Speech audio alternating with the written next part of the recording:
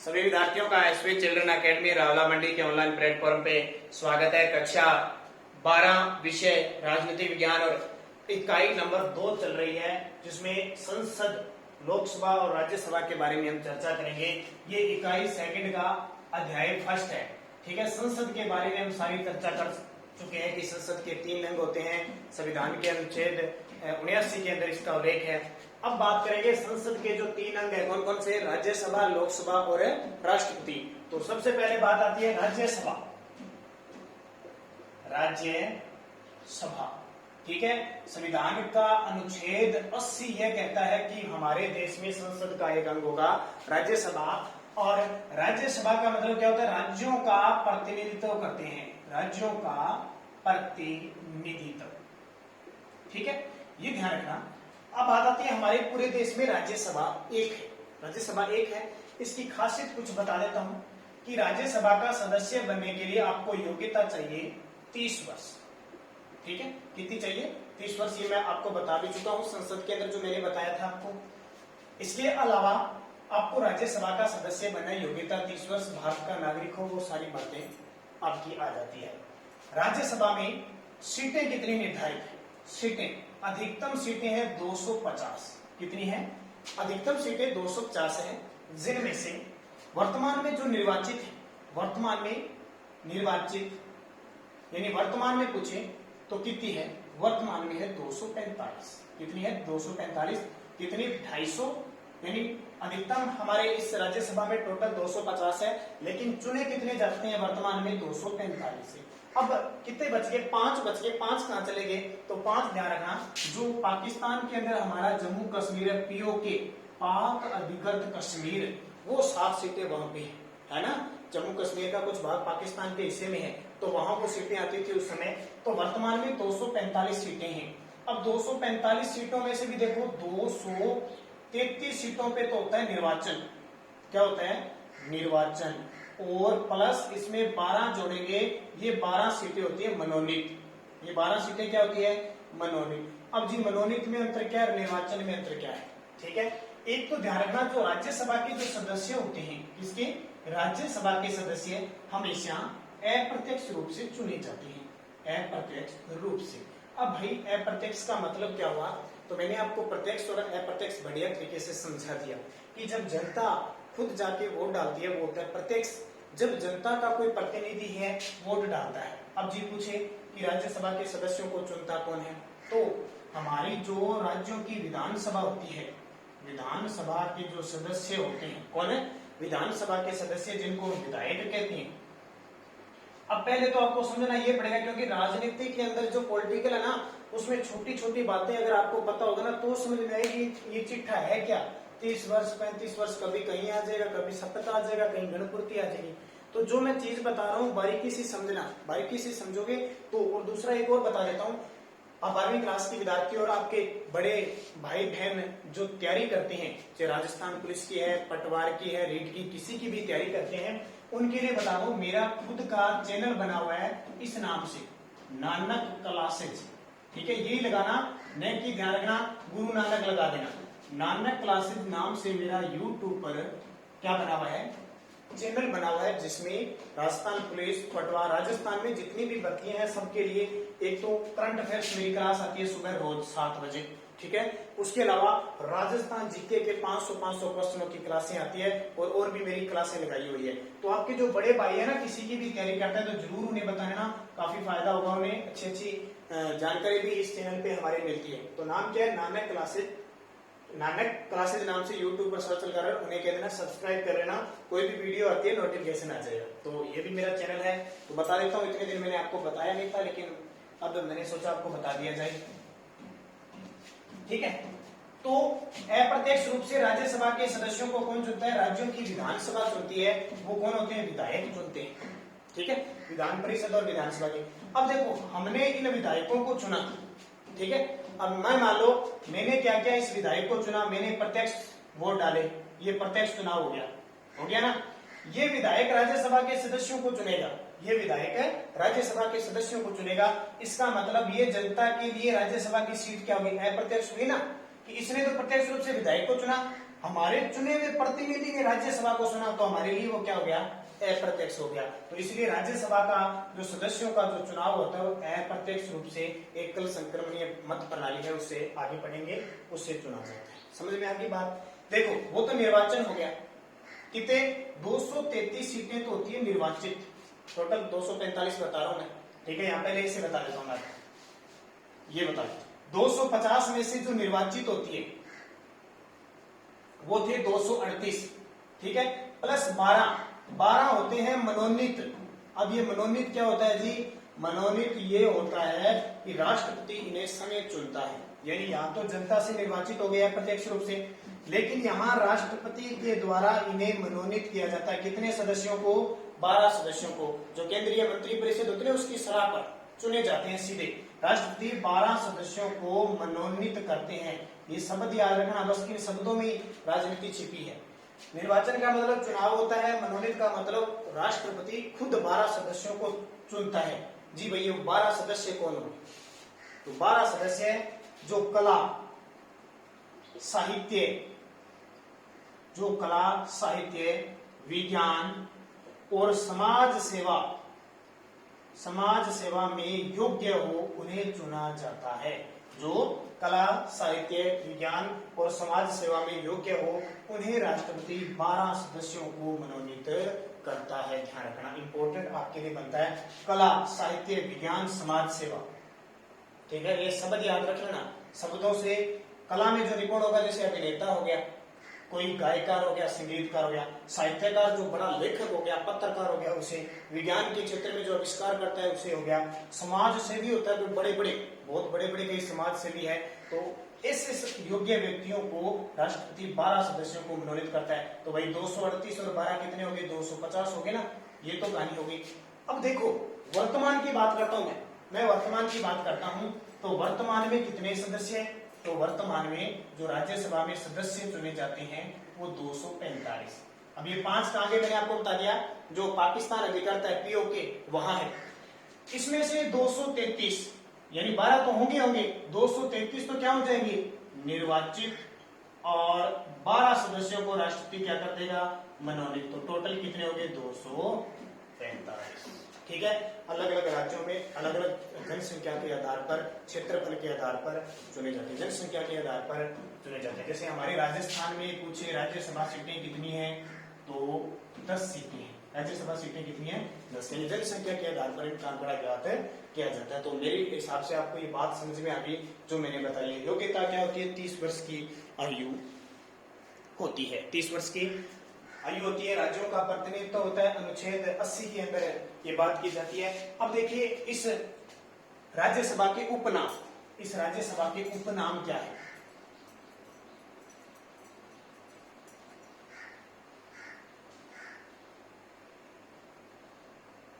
और दूसरा मैं बता देता हूं, जो पॉलिटिकल के या ज्योग्राफी के विद्यार्थी दोनों में ही पढ़ाता हूं। ग्रुप का व्हाट्सएप का एडमिन में मुझे बना दिया गया है, मेरे नंबर है 8094496272। अगर पॉलिटिकल ज्योग्राफी के बारे में कोई चीज आपको समझ में नहीं आई तो मुझे व्हाट्सएप या कॉल करके आप पूछ सकते हो, ठीक है। बहुत सारी चीजें रह जाती है, नहीं समझ में आए तो पर्सनली मैं आपको बता दूंगा, ठीक है। तो ज्यादा कोई अति महत्वपूर्ण काम हो तो ही आप मुझे कॉल करोगे या व्हाट्सएप करोगे, वैसे नहीं करोगे, ध्यान रखना, ठीक है। राज्यसभा अनुच्छेद 80। अब देखो राज्यसभा के उपनाम, राज्यसभा को और किस किस नाम से जाना जाता है, ये स्थायी सदस्य है, ये स्थायी सदन है। अब बोले एक तो होती है लोकसभा, लोकसभा अस्थायी सदन है। लोकसभा क्या है, अस्थायी। क्यों है, कुछ विद्यार्थियों को शायद पता होगा, क्योंकि लोकसभा के हर 5 साल बाद चुनाव होते हैं। अस्थायी होगी नहीं, हर 5 साल बाद जनता द्वारा लोकसभा के सदस्य चुने जाते हैं, और इससे पहले भी भंग हो जाती है, लोकसभा भंग हो जाती है, और 5 साल के बाद तो भंग होती है, नई बनती है। आपको पता है ना, आजादी से लेकर अब तक हमारी वर्तमान में 17वीं लोकसभा चल रही है। अब वर्तमान में कौन सी चल रही है, 17वीं लोकसभा चल रही है, जिसके प्रधानमंत्री कौन है, नरेंद्र मोदी। कभी आपको ये लिखा नहीं आएगा कि कौन सी राज्यसभा चल रही है, क्योंकि वो क्या है, स्थायी है, कभी भंग नहीं होती है। अब बात आती है इस लोकसभा का कार्यकाल तो 5 वर्ष है, भाई राज्यसभा का कार्यकाल तो आपसे पूछे कार्यकाल कितना होता है, तो आप लिखोगे कार्यकाल नहीं होता है, शून्य होता है। क्या होता है? शून्य। कार्यकाल कभी नहीं होता। जबकि, सुन लेना मेरी बात, जबकि इसके सदस्यों का कार्यकाल, इसके सदस्यों का कार्यकाल 6 वर्ष होता है। दोनों में अंतर है, ध्यान रखना, दोनों में अंतर है। ये कभी भंग नहीं होती है, बल्कि इसके सदस्य प्रत्येक 6 साल बाद हटते हैं। यानी इन सदस्यों का कार्यकाल कितना हो गया? 6 वर्ष हो गया। प्रति 2 वर्ष बाद 1/3 सदस्य हटते हैं, ये नियम है। प्रति 2 वर्ष बाद 1/3 सदस्य हटते हैं, उनकी जगह नए आ गए। मान लो 1 2 3 4 5 6 7 8 9 ऐसे चलता रहता है प्रक्रिया। कोई व्यक्ति यहां चुना गया, उसके 6 साल यहां पूरे हो गए, 6 साल बाद हटेगा, उसकी जगह नया निर्वाचित हो जाएगा, नया हो गया। फिर देखो ये जो बना था, ये इसका 6ठा साल यहाँ पूरा होता है, ये हट जाएगा, इसकी जगह दूसरा आ जाएगा। तो ऐसे प्रति 2 वर्ष बाद 1/3 सदस्य, 1/3 सदस्य, 1/3 का मतलब क्या हुआ? 1/3 का मतलब वर्तमान में सीटें कितनी है? 245, 245 का 1/3 करो, आप कितना हो जाएगा? तो 8 और 1 81, यानी 81, और यानी प्रति 2 वर्ष बाद 81 सदस्य हट जाएंगे, 81 82 हो जाएंगे। प्रति वर्ष बाद उसके जगह दूसरे आ जाएंगे, फिर दूसरे आ जाएंगे। अलग अलग राज्यों में अलग अलग चुनाव होते हैं। अभी कुछ दिन पहले हमारी एक सीट पर 3 सीटों पे चुनाव हुए थे राजस्थान में, ठीक है। इसमें जो पूर्व प्रधानमंत्री है ना, मनमोहन सिंह जी चुने गए थे। तो जरूरी नहीं होती एक साथ चुनाव नहीं होती राज्यसभा के, जैसे जैसे सीटें खाली होती है, और सीटें खाली कैसे होती है? प्रति 2 वर्ष बाद 1/3 सदस्य हटते रहते हैं, और ये हर साल नियम चलता रहता है, क्योंकि 6 वर्ष पूरे हुए, हट गए। लेकिन यहाँ तो क्या होता है, कोई मंत्री पहले छोड़ देता है, या फिर 5वें साल तो चुनाव होते होते हैं। तो जाहिर सी बात है, आपको राज्यसभा एक स्थायी सदन है, इसका कोई कार्यकाल नहीं होता। इसके अलावा इसको बुद्धिमानों का सदन कहते हैं। कौन सा? बुद्धिमानों का सदन। बुद्धिमानों का सदन क्यों कहते हैं? इसलिए नाम दिया क्योंकि राष्ट्रपति क्या करता है, 12 सदस्यों को कला, साहित्य, विज्ञान और समाज सेवा में जो निपुण होते हैं उनको चुनते हैं। इसलिए ये क्या कहलाता है? बुद्धिमानों का सदन कहलाता है। तो ये बात किसकी होगी? राज्यसभा की होगी। तो अब देखिए,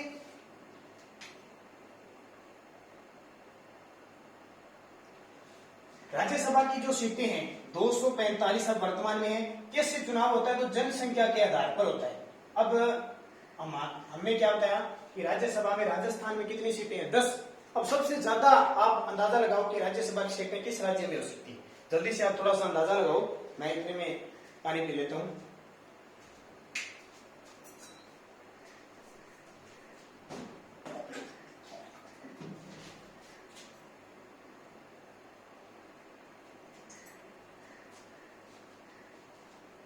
बारीकी से समझ में आएगी पॉलिटिकल तो आप कर पाओगे। और मैंने ऐसे ऐसे स्टूडेंट पढ़ाए हैं जिनकी पॉलिटिकल हिस्ट्री, ज्योग्राफी में 100 में से 100 नंबर आए हैं। बस अनुसरण करो जैसे मैं पढ़ा रहा हूं।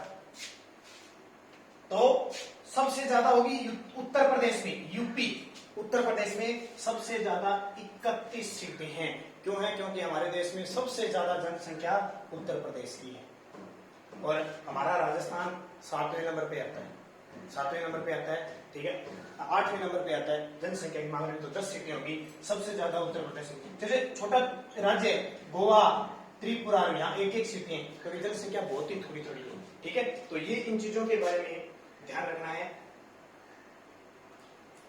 अब राज्यसभा के सदस्यों का निर्वाचन, मैंने लगभग 2 चीजें आपको बता दी, फिर थोड़ी सी और बता देता हूं, दोबारा समझ में आ जाएगी, क्योंकि ये बातें समझने वाली है, सिर्फ और कुछ नहीं इनकी।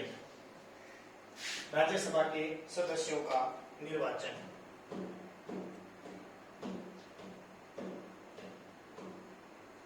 तो कोई बड़ी निर्वाचन पद्धति नहीं है। क्या लिखेंगे अगर निर्वाचन आ जाए? तो अप्रत्यक्ष रूप से एकल संक्रमणीय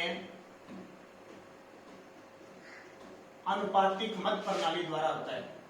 अनुपातिक मत प्रणाली द्वारा इनका चुनाव होता है, ठीक है। चुनाव की प्रक्रिया बहुत सरल है। जिस पार्टी का ज्यादा दबदबा होता है उस पार्टी के विधायक होते हैं, वो चुनते हैं। तो अप्रत्यक्ष रूप से एकल संक्रमणीय मत प्रणाली। एकल संक्रमण मतलब एक व्यक्ति एक ही वोट देता है, ठीक है, लेकिन अनुपात में वोट देता है, ठीक है।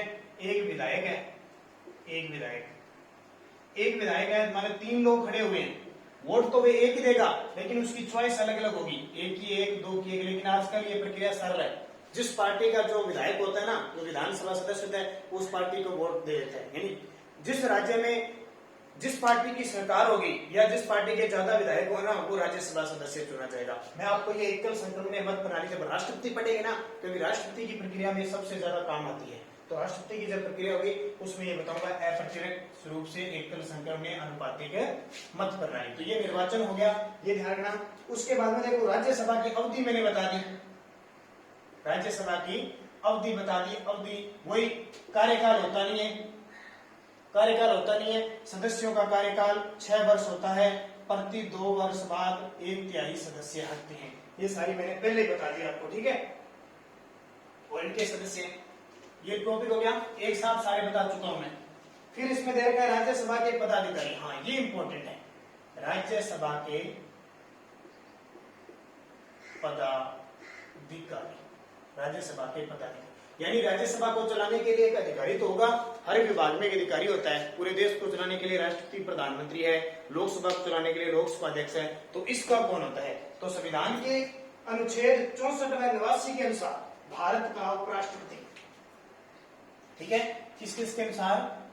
अनुच्छेद 64 व 89 के अनुसार भारत का उपराष्ट्रपति। अब आपको पता है क्या वर्तमान में हमारे भारत के उपराष्ट्रपति कौन है? पता है? राजनीति पढ़ते हो, आपको पता होना चाहिए। वर्तमान में हमारे उपराष्ट्रपति है एम वेंकैया नायडू। हमारे देश के प्रथम उपराष्ट्रपति कौन थे? तो कौन थे? डॉक्टर सर्वपल्ली राधाकृष्णन, जिनका हमने जन्म दिवस मनाया था शिक्षक दिवस 5 सितंबर को, ठीक है। भारत का उपराष्ट्रपति राज्यसभा का पदेन सभापति होता है। देखो पदाधिकारी में 2 होते हैं, एक तो सभापति होता है और एक उप सभापति होता है, ठीक है। 2 होते हैं, यानी राज्यसभा को चलाने के लिए सभापति और उप सभापति होते हैं। जैसे लोकसभा को चलाने के लिए कौन होता है? एक अध्यक्ष होता है, एक उपाध्यक्ष होता है। अध्यक्ष और उपाध्यक्ष होता है। वैसे राज्यसभा का जो पदाधिकारी होगा ना, उसको सभापति कहेंगे, उप सभापति। अब भारत का जो उपराष्ट्रपति होता है ना, उपराष्ट्रपति, इसका पदेन सभापति होता है। पदेन क्या होता है? सभापति होता है। पदेन शब्द का मतलब क्या हो गया कि वो उपराष्ट्रपति भी है, उपराष्ट्रपति रहते हुए सभापति बनता है। जब कोई अधिकारी कर्मचारी एक पद के होते होते दूसरा पद धारण करता है, उसको कहते हैं पदेन। पदेन का मतलब पद पर रहते हुए दूसरा पद संभालना। तो उपराष्ट्रपति, भारत का जो उपराष्ट्रपति होता है वही राज्यसभा का क्या होता है? पदेन सभापति होता है। उप सभापति कौन होता है? तो उप सभापति जो राज्यसभा के सदस्य होते हैं उनमें से चुना जाता है। राज्यसभा के सदस्य होते हैं उनमें से उप सभापति चुना जाता है। अब बात आती है सभापति, ठीक है। सभापति क्या राज्यसभा का सदस्य होता है? तो सभापति राज्यसभा का सदस्य नहीं होता है, क्योंकि वो किस रूप में होता है? उपराष्ट्रपति के रूप में होता है। तो ये एक इम्पोर्टेंट है। एक और आप चीज दे रखी है, उपराष्ट्रपति सभापति के रूप में काम करता है। अगर कल को राष्ट्रपति का पद खाली हो, राष्ट्रपति का पद खाली हो, तो उसकी जगह हमेशा काम कौन करता है? उपराष्ट्रपति काम करता है। और किस रूप में? कार्यवाहक राष्ट्रपति के रूप में। कार्यवाहक राष्ट्रपति, आगे मैं बताऊंगा आपको राष्ट्रपति उपराष्ट्रपति आएगा। जब राष्ट्रपति का पद खाली होता है तो उपराष्ट्रपति राष्ट्रपति के कार्यवाहक राष्ट्रपति के रूप में काम करता है। तब उपराष्ट्रपति सभापति पद छोड़ देता है, तो सभापति की जगह काम कौन करेगा? उप सभापति काम करेगा। थोड़ी सी बात लास्ट सुन लो। राज्यसभा का पदाधिकारी होते हैं सभापति और उप सभापति। भारत का उपराष्ट्रपति राज्यसभा का पदेन सभापति होता है, ठीक है। अगर कल को मान लो कभी हो जाए अचानक राष्ट्रपति का पद खाली हो गया, तो उसकी जगह काम कौन करेगा? उपराष्ट्रपति। उपराष्ट्रपति के 2 ही काम है हमारे भारत में, एक तो सभापति बनना और एक राष्ट्रपति की जगह काम करना। तो उपराष्ट्रपति तो क्या बन जाएगा? कार्यवाहक राष्ट्रपति बन जाएगा। इसकी जगह सभापति का पद खाली हो जाएगा। तो इस सभापति का पद खाली हो जाएगा, तो काम कौन करेगा? उप सभापति काम करेगा। तो ये पदाधिकारी आपका ध्यान रखना। ये पूरी होगी आपकी राज्यसभा। कल हम पढ़ेंगे लोकसभा के बारे में। तो जहां तक है बात आपके समझ में आ गई होगी।